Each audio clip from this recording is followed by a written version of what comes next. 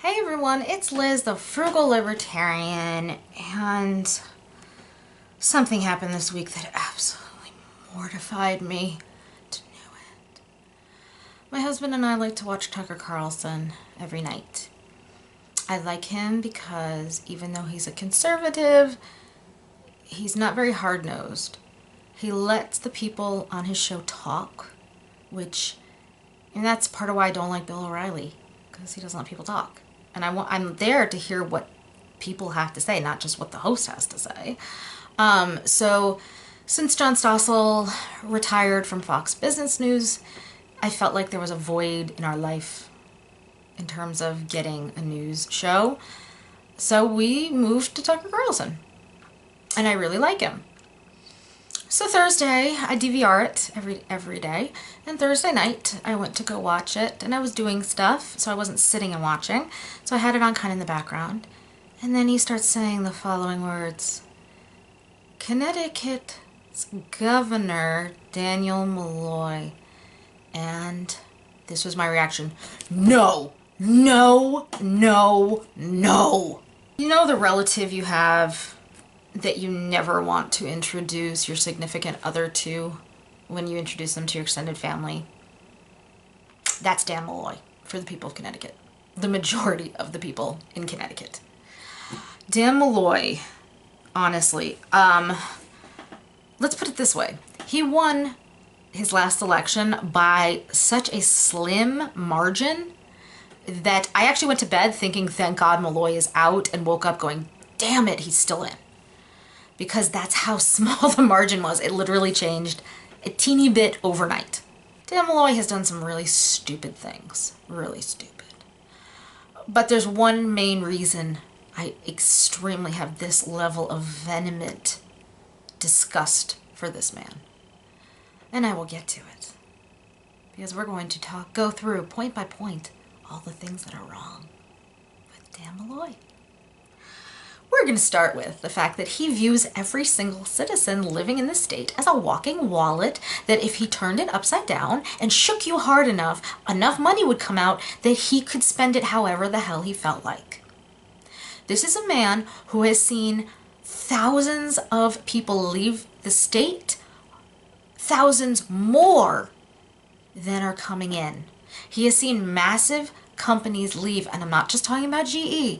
There are pharmaceutical companies that are either in the process of leaving or, according to employees, about to leave.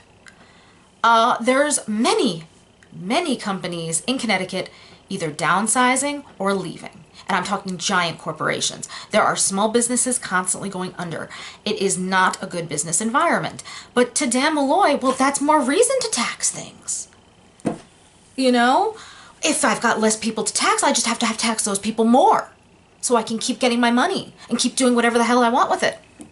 This is the man who actually thought a mileage tax was a good idea, because in Connecticut, you know, the people who drive the most are the ones who can afford to live where they work.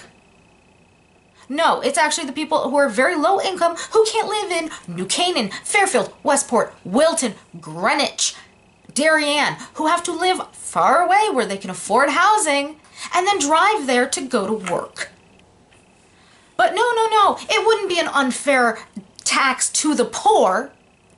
Connecticut has terrible mass transportation, terrible. Most of these very, very wealthy towns do not have any public transportation of any kind.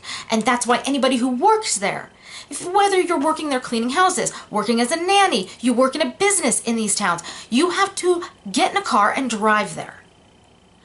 But Dan Malloy thinks those are the people who should pay this road tax, because why not? They clearly have the money, they just don't want to part with it yet. He also had the brilliant idea of deficit spending to put in tolls at all of the major highways that cross a state border. Here's the problem.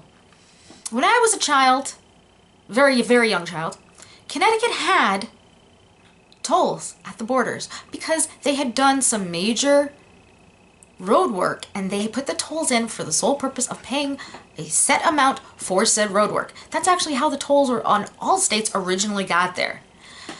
Except Connecticut kept its promise. Once the project was paid for, they not only closed the tolls, but demolished them. Now he wants the deficit spend putting them back, not because they're going to pay for a specific job, but because, well, why not? Clearly, we could be making money and we're not, so we should just spend a couple billion and put in these tolls, but we'll make it back. There are people who live right on the line, first of all, who commute either into New York or into Connecticut. You start giving them a toll every time they go to work and leave work, they're not going to live on one side of the border much longer. They're going to move to the other side, which, to be honest, means they're going to move to, a lot of them will just move to New York and stop paying the stupid toll. The other problem is there are a lot of back roads that weave in and out of the Connecticut-New York border, which means people who live on these roads, which right now are relatively sleepy or low, at least low numbers of cars going by, low traffic, are going to see massive amounts of traffic for people who know those roads exist and know how to drive on them, know the routes, who are going to, instead of going on the highway, they're going to get off, drive the side road, avoid the toll, and get back on. Honestly. But he's genius. He's genius. But that's the way he thinks. Like, to even implement the mileage tax would cost millions just to implement it. He is deficit spending into taxation. That's the logic of him. It's not, maybe I should fire those six-figure consultants who are all friends of mine. No, I can't do that. I know. Let's attach GPS systems to everybody's car and tax them on the miles they drove. Because that way I get the money and my friends keep their job. Yay! He is such an ass. He's just announced they're going to be closing the rest stops in Connecticut. Let that sink in. The highway rest stops. You know, the places people stop, stretch their legs, go to the bathroom, truckers pull over, go to sleep when they've hit their maximum driving hours without rest. He's closing them. After, by the way, a couple of years ago, he spent millions renovating them.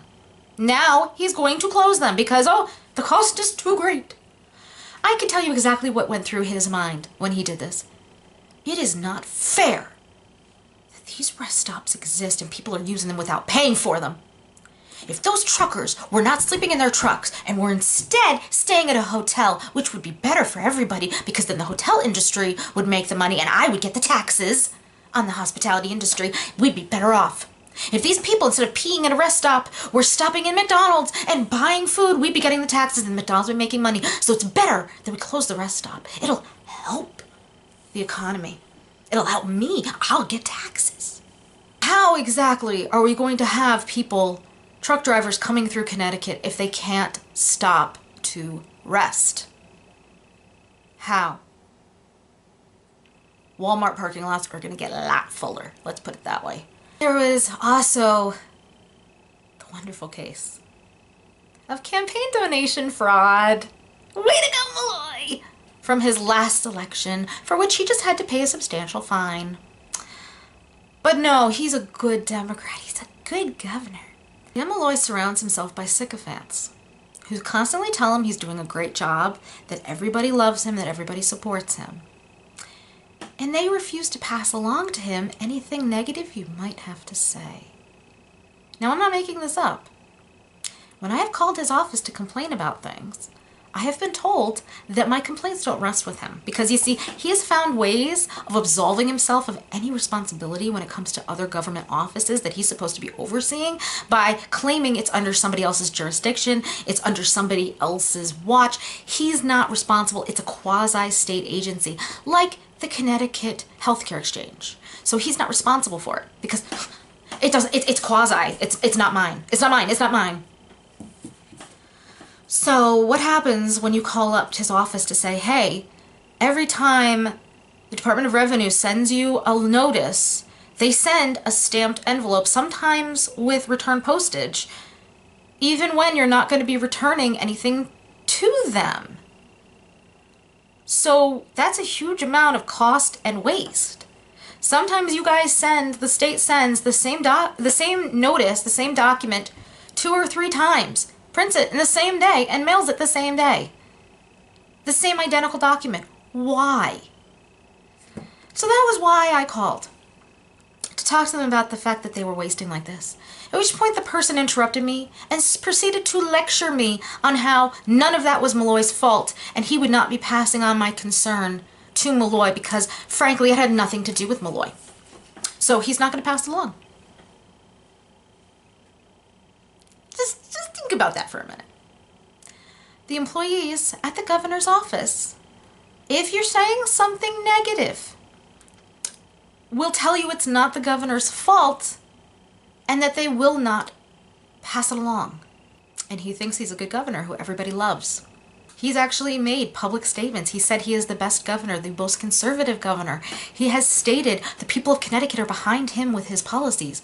Do you know why he thinks that? Because he surrounds himself by people who won't tell him any differently. Everything Dan Malloy does is to prove how good of a Democrat he is. He does not care about Connecticut. That's theory 1. He has been grooming himself to go to higher offices. In fact, when Hillary was running the last election, his name was thrown in the hat for a possible VP. At which point, my friend who hates him kind of went, I don't know what to do. I vote for Hillary then. He didn't like Hillary.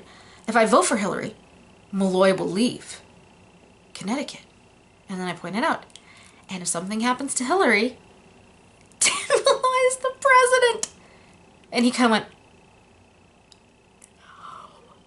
this is a man who, after the Sandy Hook shooting, used it as leverage to try to shut down the homeschoolers in the state of Connecticut. He actually paid, and I mean paid millions, for a study to prove that the cause of the Sandy Hook school shooting was the fact that the kid was, quote, homeschooled. Kid wasn't actually that homeschooled. He had been in public school almost his entire life until he was a teenager and had only been, quote, homeschooled for a couple of years. And this town of Newtown kind of knew there was something not right with the kid because he had to keep coming back to the high school to meet with the administration and with the mental health staff.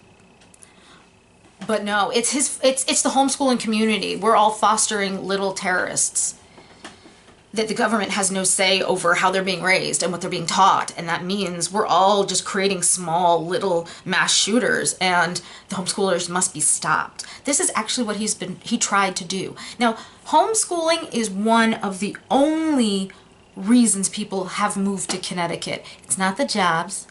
It's not the cost of living. It's not real estate. Connecticut has some of the most lax homeschooling laws in the country. Basically, you either never sign your kid up for school or formally withdraw them from school. And that's the end of it. There's no curriculum requirements, no standardized testing.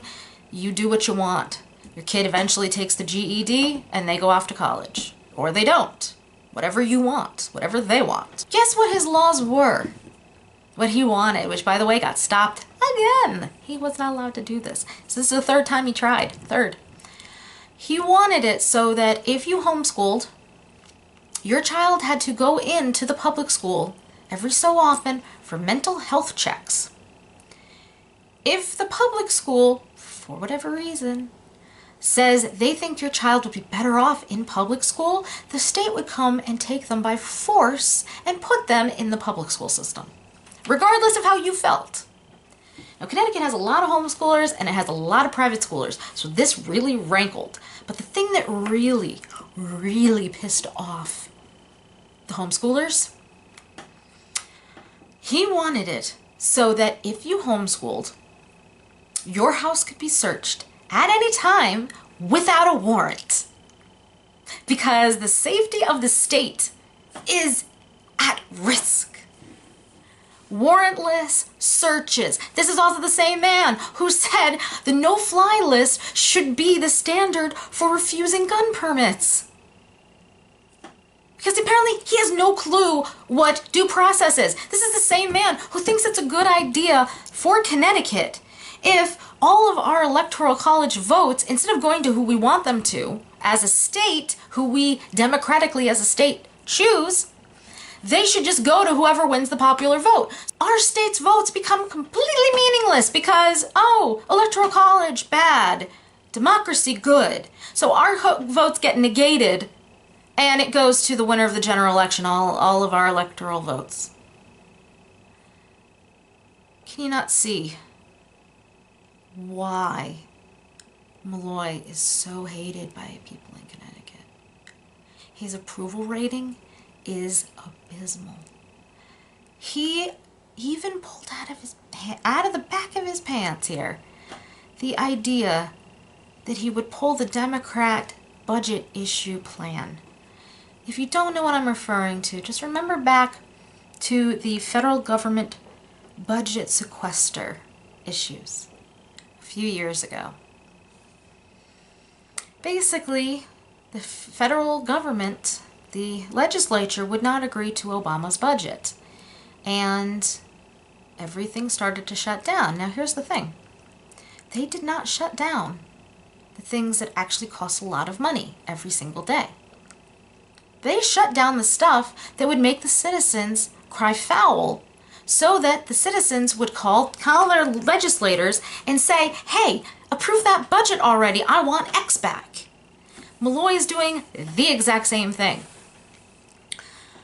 You know, in Washington they shut down garbage service, then they shut down all national parks and monuments. No, you did it to get people mad that this stuff is being shut down, so they would say, hey, we'll give you what you want. You basically held them for ransom. You blackmailed the public into giving you whatever you wanted to get that back. Malloy is doing that to a T, okay? His budget doesn't cut all the studies that are BS that he wants. It doesn't cut the consultants, all of his friends that work for him. It doesn't cut any of that stuff. What he did cut, a lot of school funding. Some towns are seriously getting zero money now. So they don't have to participate in Common Core, and they don't have to participate in standardized testing. Great! Good for them! Most of those towns are the hardest hit by the mass exodus out of Connecticut. Most of the people in these towns, if they can't sell their house, they let it go to foreclosure and give it to the bank and walk away. Because nobody's moving into Connecticut, and nobody's going to buy a multi-million-dollar house if they're not moving to Connecticut anyway. So you can't sell your multi-million-dollar house, so you just leave and you walk away and you say, screw it, I don't need the house anyway, bank have it, here's the keys. So those are the towns hardest hit by the exodus, and he's giving them zero, because, well, they're rich. He cut hospital and ambulance funding. And now rest stops. Can you see a pattern? Not cutting the things that are expensive, not cutting the things that are kind of useless or needless, or monkey could do their job, but you're paying them 300 grand a year because they're your buddy. Go Malloy. This is why Connecticut is doing so badly. Connecticut is almost as bad as California, and that's a tiny margin. That close. The tax deficit in Connecticut is huge. The government is a joke. We have a governor who honestly sits there and says resettling Syrian refugees is the most important thing our state has going on right now. There's so many people leaving the state that Malloy's like, we'll just take their place up with Syrian refugees. What could go wrong?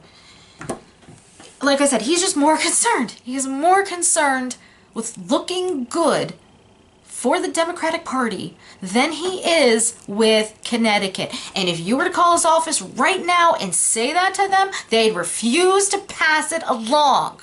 It wasn't that Connecticut was so unfriendly to GE that GE bolted and left for Boston. It was they went for private reasons all their own. Boehringer Ingelheim, big pharmaceutical company, apparently planning on leaving. There's another one that my friend works for that will be gone by 2018. So to Malloy, things like that haven't finished yet, he can sit there and go, no, they still employ people in Connecticut. Yeah, but they're leaving. I have been really pushing my husband to move to Texas. Really pushing. And not just because it's doing so well economically. There is no state income tax. Cost of living, really easy, quite low. We have friends who live there. We have family who live there. Why aren't we moving? The only reason we haven't moved is because we have more family here and more friends here right now, and we need our family's help with childcare for our son. So my husband has pointed that out. What would we do with no family around us when we need to go somewhere overnight? What are we supposed to do with the baby? So my husband has brought that kind of stuff up. That's the only reason we're still in Connecticut, is because most of our family is here. That's the only reason we're still here. Cost of living Connecticut, we can't afford it. I have this vision that Dan Malloy's perfect Connecticut, which clearly none of us share, and that those of us who don't share his perfect vision should just leave. He doesn't want us. If we can't share a good vision of his perfect vision of the future, he would rather us all leave. Here's the thing. Nobody in Connecticut shares Dan Malloy's perfect vision of a future. So what's going to happen? Every single person in the state will eventually leave. At which point, Dan Malloy has the state to himself. The entire state. Now when I say that, I have in my head a little visual of Dan Malloy in a little sailor's costume, skipping along the beach all alone and completely thrilled that he has the entire state to himself. So that is exactly what I think Dan Malloy is doing with Connecticut. He is deliberately emptying it so he can have it to himself. Because Lord knows none of the rest of us want it. I am Liz, the Frugal Libertarian, resident of Connecticut, and disgusted by Daniel Malloy.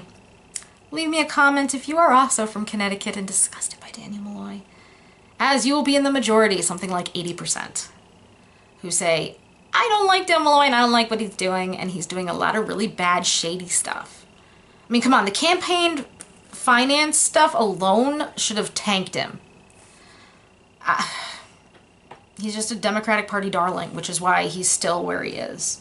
I'll talk to you soon with other stuff, probably not pertaining to this specific type of topic, but or specific location of topic. But let me know what you think in the comments. If you haven't done so, subscribe. I don't always just talk about Connecticut.